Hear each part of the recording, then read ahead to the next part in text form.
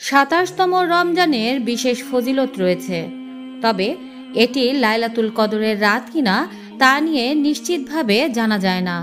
হাদিস অনুসারে লাইলাতুল কদর রমজানের শেষ দশকের বেজোর রাতগুলোর ২১, ২৩, ২৫, ২৭, ২৯-এর মধ্যে একটি হয়।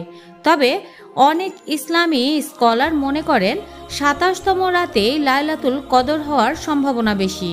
প্রিয় বন্ধুরা, ২৭ রমজানের ফজিলত, লাইলাতুল কদরের সম্ভাবনা।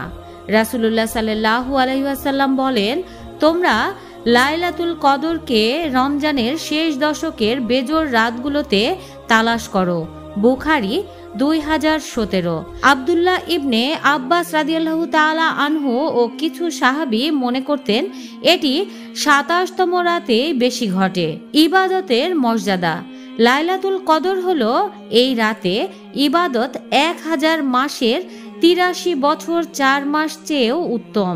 সূরা কদর ৩। এই রাতে বেশি বেশি নফল নামাজ, কোরআন তেলাওয়াত, জিকির, দোয়া, ইস্তেগফার ও দরুদ পাঠ করা উচিত।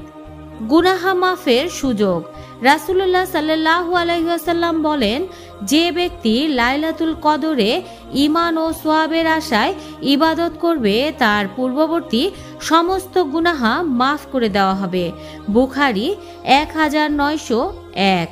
বন্ধুরা, ২৭শে রমজানের গুরুত্ব বিবেচনা করে এই রাতে বেশি বেশি ইবাদত করা, গুনাহের জন্য মাফ চাওয়া এবং দোয়া করা উচিত।